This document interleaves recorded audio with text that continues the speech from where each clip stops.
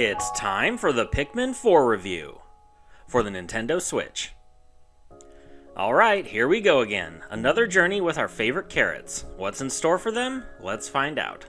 This adventure is about the Rescue Corps, a team of interstellar rangers whose task is to search and rescue anyone broadcasting an SOS signal. It just so happens that our hero from Pikmin 1, Olimar, has crashed onto a planet and needs help.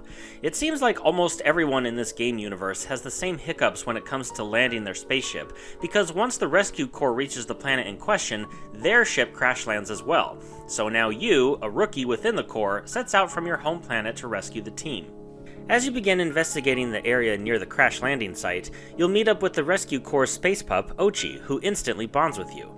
Good thing too, since Ochi is very helpful and effective in following through orders you give him, such as creating pathways and carrying objects. As you progress, you'll find a couple of missing members of the Corps, as well as sprout your first red Pikmin. The comm officer, Colin, concludes via Olimar's previous voyage log that the only way to power up their spaceship is to find objects that are sparkly and convert their sparkliness into sparklium. Sure. Once you've found enough sparkly items in the immediate area, the ship's radar powers up and identifies more SOS signals, and so the captain sends you and Ochi to investigate and return with the castaways and bring back more sparklium. If you've ever played any other Pikmin game before, you'll be familiar with the core gameplay, but that's not a bad thing. Don't fix what's not broken, right? Every area to investigate is quite large, with many puzzles to complete, enemies to face, and objects to obtain. You'll begin at the crack of dawn to do as much as you can before sunset, which is about 15 real minutes. Ochi is a good boy who can carry stuff and fight enemies alongside your Pikmin. At the beginning of the game, Ochi is as strong as 3 Pikmin. Eventually, he'll grow big enough that he'll be able to give you and your Pikmin a ride. This can be extremely efficient and safer for everyone. Unleashing Ochi's rush ability on an enemy will cause damage, and any riding Pikmin will be launched onto the enemy at once, causing damage significantly faster than throwing them one by one. It's unwise to attack enemies from the front, and figuring out weaknesses to exploit can turn the tide of battle in your favor in an instant. Even though Ochi is there to assist, your powerful platoon of Pikmin is your real means of getting things done. The Pikmin can carry objects back to your ship, but most require more than one Pikmin to do so. When you send Pikmin to pick up an object, a fraction will appear overhead. The denominator is the required Pikmin to carry it, and the numerator is how many Pikmin are currently trying to pick it up. You can send more Pikmin to carry an object than is required, and this will result in the item being carried faster than normal. As you play through, you'll eventually come across other colored onions, the hive, so to speak, of Pikmin. Once you've found and captured an onion, you'll be able to increase the population of the correlating colored Pikmin. The onion will sprout new Pikmin via downed enemies and certain colored flower pellets. The game changes things up from its 3 predecessors, in that in the beginning, instead of 100 Pikmin, you're only allowed a max of 20 out on the field. I didn't like this at first, but eventually didn't mind it, as it forces you to think strategically and perhaps be extra cautious. I don't think players who have never played any other Pikmin game before will mind, but if you're a veteran at any level, you'll notice it immediately and will need to get used to this speed bump. The surface contains the majority of exploration, puzzles, and combat, however there are various caves scattered throughout which hold their own challenges. While underground, time isn't a factor, and you're able to explore without worrying about nightfall. The caves not only contain treasures and castaways, but you can also find wild Pikmin, some of which can be Pikmin you haven't found their correlating onion for. If you can keep them alive upon returning to the surface, any wild Pikmin, regardless if you have the appropriate colored onions or not, will be stored in your current onion.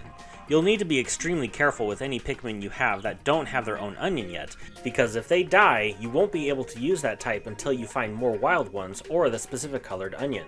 Pikmin 4 takes the Smash Bros. Ultimate approach and says everyone is here. What I mean is, every previously known species of Pikmin will eventually be at your command. In addition, however, 2 new Pikmin make their debut. Firstly, Ice Pikmin are extremely weak in combat, but their freeze ability can make battles a breeze. If you have enough, you can also use Ice Pikmin to freeze bodies of water, turning them into walkways. The other new type is the Glow Pikmin. These are special Pikmin that only appear during night missions, which, by the way, for the first time ever, there are night missions. Instead of collecting objects and exploring around, night missions are exclusively battle-based in that you have to defend special dirt mounds called luminoles, which are the homes for the Glow Pikmin from nocturnal predators using only Glow Pikmin. These night missions are fairly easy in the beginning, but become increasingly difficult as you play more and more. Unfortunately, you cannot use glow Pikmin during the day on the surface, but each time you complete a night mission, you'll gain glow Pikmin seeds, which you can use in caves. I wish I had remembered this much earlier in my playthrough, as I didn't think to use them until near the final boss. They're basically a backup Pikmin if you need more firepower, and they're especially effective in fighting any type of enemy, as they are not affected by fire, electricity, water, really anything. One of the objects you can collect is raw material, which the Pikmin use to create new pathways via bridges and climbing walls. Raw material is also used to purchase permanent upgrades and weapons and items back at the base. I honestly didn't use the weapons that much for my entire playthrough. Sure, they're helpful, but rarely did I feel like they were necessary. Now, the permanent upgrades, on the other hand, were definitely a welcome. Increased armor and health for you and Ochi is basically needed in the later levels, and special tech pieces can ease the burden of managing your Pikmin. In my opinion, the best gear you can purchase is the Idler's Alert. This is a special signal to all idling Pikmin to come to the spot you called them at. No longer did you have to return to base, whistle them up, and then return to your task, as now they come to you. Well, to be precise, they're summoned to the spot in which you use the Idler's Alert. This was the only downside about this item. It would have been far better had the alert called them to your character, and therefore you wouldn't have to wait for them in a single spot. It's still a huge supporting tool and makes the gameplay objectively better. In addition to gear, Ochi can train with the ship's captain to learn new abilities such as increasing his strength to carry heavier objects, or being able to pluck Pikmin out of the ground with your character. Because the levels are quite large, one of the best features of the game is once you've discovered certain areas, you're able to move your base to various predetermined locations. This makes retrieving treasures much faster for the Pikmin, as you don't have to send them to the original base location. The main reason for searching an area is to find more sparklium, yes, but it's also to rescue castaways needing help. The problem, though, is when you find a castaway, you'll see that their body is now covered in leaves, and they're obsessed with Dandori challenges. Dandori is the art of being the most efficient you can be with your tasks. Once you find certain castaways, they'll jump down into a cave where they've set up a Dandori challenge for you. Here, you're given a time limit to progress through a small area. Opening passageways, defeating enemies, and returning treasures to your ship needs to be done in a highly efficient way. Because you don't know the map layout until you get there, it can add to the challenge itself. If you're able to reach at least a bronze level of Dandori, the castaway will be so impressed with your skills they will dizzy themselves out and you're able to return them to the ship. These Dandori challenges are quite entertaining, and being forced to play efficiently actually helps you build your Dandori skills in the main game. You also receive a prize of 30 raw materials regardless of the score you receive, as long as it's at least bronze. I didn't like this, as different prize amounts would have given players more incentive to reach higher scores. When you return a castaway to your base, you'll be able to return them to their normal self via a serum you collect by successfully completing a night mission. Many of these castaways will give you side quests to complete, such as blooming certain amount of Pikmin or collecting X amount of objects, stuff like that. It's fine for the most part, and perhaps I'm being picky, but I didn't feel like I was gaining any extra gameplay with these side quests.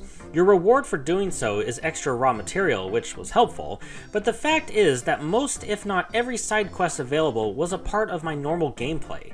Of course I'm going to bloom as many Pikmin as I can. Of course I'm going to collect any and all objects I can find. Why am I being rewarded with extra prizes for playing the game normally? It's almost akin to a participation trophy. A better side quest could be to bloom a certain color of Pikmin in a short time span, or perhaps defeat 3 specific enemies in a day with only ice Pikmin. These are side quests. The others are just normal points of gameplay. The game looks fantastic and well detailed. I did notice some points of slowdown, but these were few and far between. The controls worked well for the most part, however I didn't like that when you were riding on Ochi, you couldn't charge your Pikmin. Yes, you could charge Ochi and the Pikmin at the same time, but often I found myself just wanting to charge the Pikmin while I was riding on Ochi. Also, Ochi won't attack while you're riding on him, and so you'd first have to hop off, then have him charge for extra attack power. It may sound trivial, but this specific situation happened more often than you might think. The most annoying thing about the controls was that the map was mapped to the plus button instead of minus. I guess I'm so used to this control scheme due to Zelda, and it's not too much of a problem, but it was so annoying through the vast majority of the game. Even 10 plus hours in, I still couldn't remember that plus opened up the map. The most annoying thing about the game in general was the HUD, specifically the crew members' comments. Every day and night, your crew would chime in with comments, and sometimes hints that would appear right in the middle of the screen. Like, could you not? I don't need help from you in the first place, but if you insist on talking, could the messages appear near the bottom of the screen instead of right where I'm trying to focus? And no, you can't get rid or move them in the game settings. The boss fights were fun, but honestly, they were probably the easiest bosses to take down in any Pikmin game. I'd say Pikmin 1 was all around the most difficult, and the boss fights were no exception. Here, I didn't really feel challenged to the point where I needed to think too strategically. I doubt I was overpowered the whole time. It felt more like the bosses didn't have as much HP proportionally to previous Pikmin game bosses. Granted, there were a few where defeating them took more effort, but the vast majority were mini-boss level of difficulty at best. There is a co-op mode, but unfortunately it's not like it was in Pikmin 3. Instead of another player controlling a second character, it goes Super Mario Galaxy style, where the second player can shoot pebbles at enemies and give player 1 various temporary boosts once in a while. I can't fault the game too much for not having a true co-op mode, but coming from Pikmin 3, it's quite disappointing. Overall though, Pikmin 4 is an excellent game, and is probably, objectively, the best Pikmin game to date. Comparing to Pikmin 3, the campaign is about 2.5 to 3 times the length, plus there are many extras to participate in, such as the Dandori battles and side quests, even if they don't really feel like true side quests. Even though I didn't like not being able to charge only your Pikmin while riding on Ochi, the super annoying comments from your crew wasn't appreciated, and the boss battle's difficulty could have been boosted, I had a fun and exciting Pikmin adventure, and you will too. This game gets a 4.75 out of 5 with the title of Epic.